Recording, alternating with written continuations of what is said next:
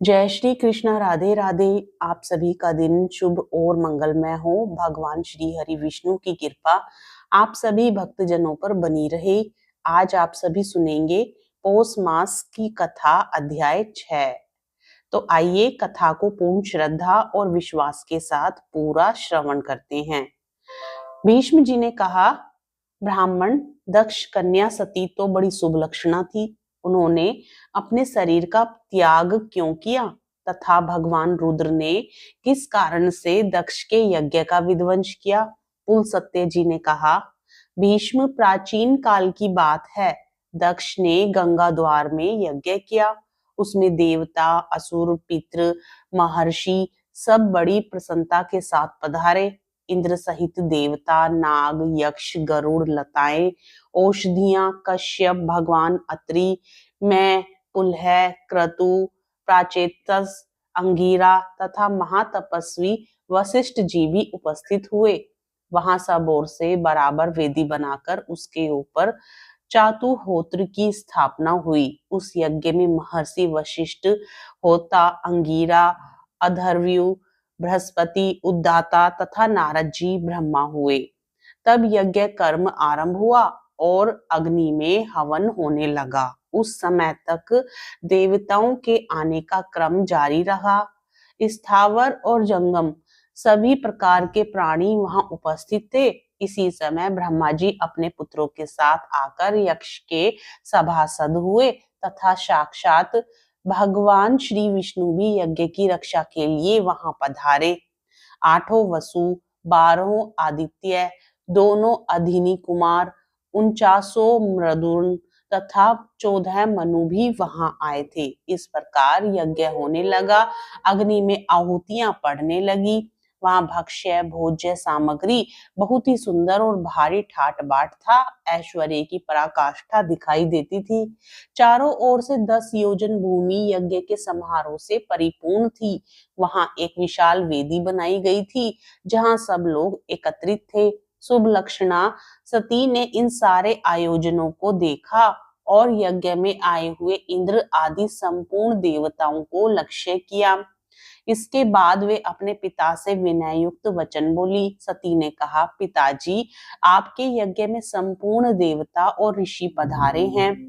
देवराज इंद्र अपनी धर्म पत्नी सती के साथ ऐरावत पर्वत पर चढ़कर आए हैं। पापियों का दमन करने वाले तथा धर्मात्माओं के रक्षक परम धर्मिष्ठ यमराज भी घुमोण के साथ दृष्टिगोचर हो रहे हैं। जल जंतुओं के स्वामी वरुण देव अपनी पत्नी गौरी के साथ इस यज्ञ मंडप में सुशोभित हैं। यक्षों के राजा कुबेर भी अपनी पत्नी के साथ आए हैं। देवताओं के मुख स्वरूप अग्निदेव ने भी यज्ञ मंडप में पदार्पण किया है। वायु देवता अपने 49 गणों के साथ, लोक पावन सूर्य देव अपनी भार्या संज्ञा के साथ पधारे हैं। महान यशस्वी चंद्रमा भी सब पत्नीक आए हैं। 8 वसु और दोनों अश्वनी कुमार भी उपस्थित हैं। इनके सिवा वृक्ष, वनस्पति, गंधर्व, अप्सराएं, विद्याधर, भूतों के समुदाय, वेताल, यक्ष, राक्षस, भयंकर कर्म करने वाले पिशाच तथा दूसरे दूसरे प्राणधारी जीव भी यहाँ मौजूद हैं। भगवान कश्यप शिष्यों सहित वशिष्ठ जी, पुलस्त्य, पुलह, सनकादि महर्षि तथा भूमंडल के समस्त पुण्यात्मा राजा यहाँ पधारे हैं। अधिक क्या कहूं, ब्रह्मा जी की बनाई हुई सारी सृष्टि ही यहाँ आ पहुंचती है। ये हमारी बहनें हैं, ये भांजे हैं और ये बहनोई हैं। ये सब के सब अपनी अपनी स्त्री, पुत्र और बांधवों के साथ यहाँ उपस्थित दिखाई देते हैं।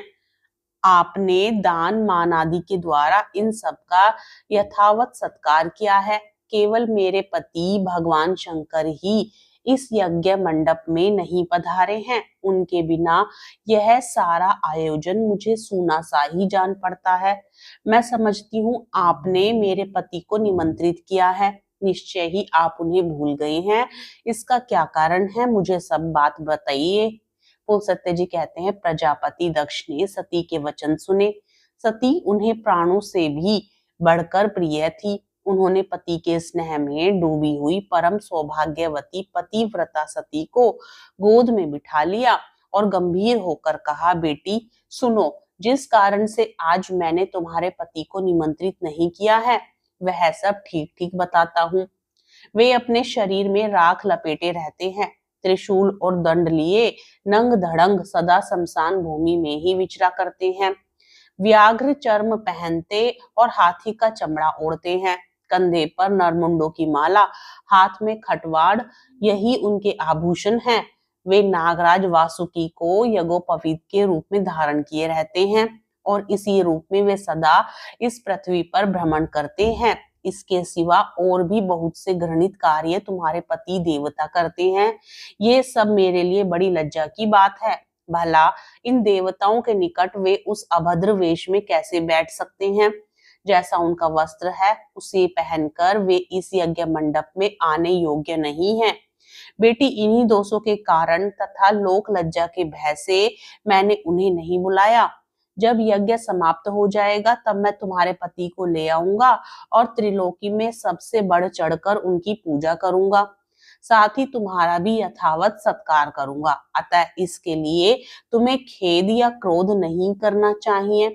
भीष्म बोले, प्रजापति दक्ष के ऐसा कहने पर सती को बड़ा ही शोक हुआ। उनकी आंखें क्रोध से लाल हो गई। वे पिता की निंदा करती हुई बोली, तात, भगवान शंकर की संपूर्ण जगत के ही स्वामी हैं, वे ही सबसे श्रेष्ठ माने गए हैं। समस्त देवताओं को जो ये उत्तम मोत्तम स्थान प्राप्त हुए हैं, ये सब परम बुद्धिमान महादेव जी के ही दिए हुए हैं। भगवान शिव में जितने गुण हैं उनका पूर्णतः वर्णन करने में ब्रह्मा जी की जीवा भी समर्थ नहीं है। वे ही सबके धाता, धारण करने वाले और विधाता, नियामक हैं।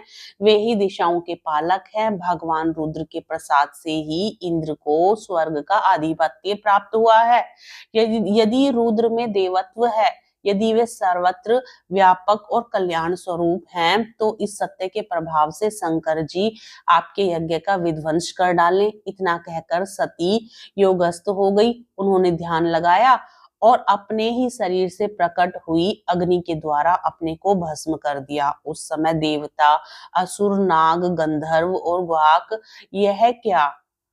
यह क्या कहते ही रह गए, किंतु क्रोध से भरी हुई सती ने गंगा के तट पर अपने देह का त्याग कर दिया।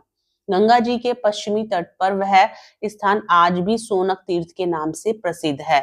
भगवान रुद्र ने जब यह समाचार सुना तब अपनी पत्नी की मृत्यु से उन्हें बड़ा ही दुख हुआ और उनके मन में समस्त देवताओं के देखते देखते उस यज्ञ को नष्ट कर डालने का विचार उत्पन्न हुआ।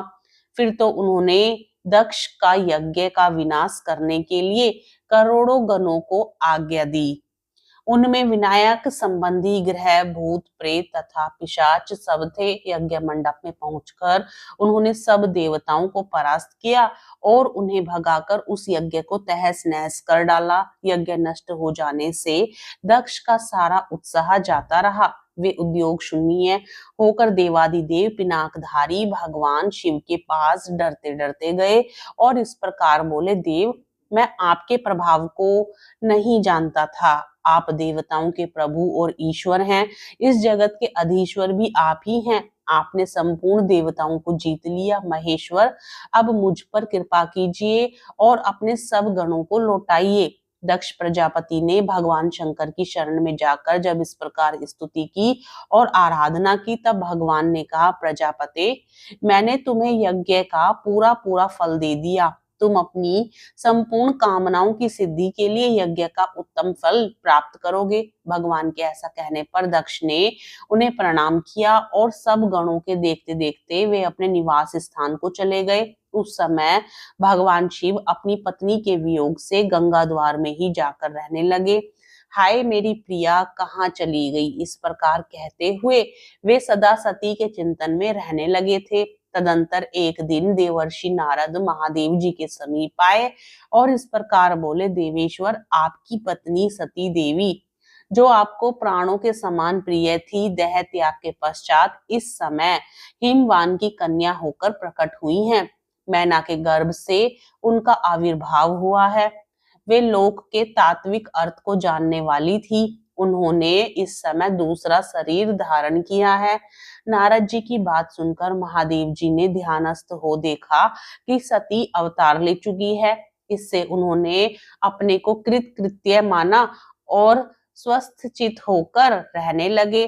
फिर जब पार्वती देवी यौवन अवस्था को प्राप्त हुई, तब शिव जी ने पुनः उनके साथ विवाह किया। भीष्म पूर्व काल में जिस प्रकार दक्ष का यज्ञ नष्ट हुआ था, इस रूप में मैंने तुमसे वर्णन किया। आज की कथा में बस इतना ही। आज की कथा पसंद आए तो प्लीज वीडियो को लाइक जरूर करें, अपने मित्र गणों में शेयर करें और साथ ही चैनल को सब्सक्राइब करना ना भूलें।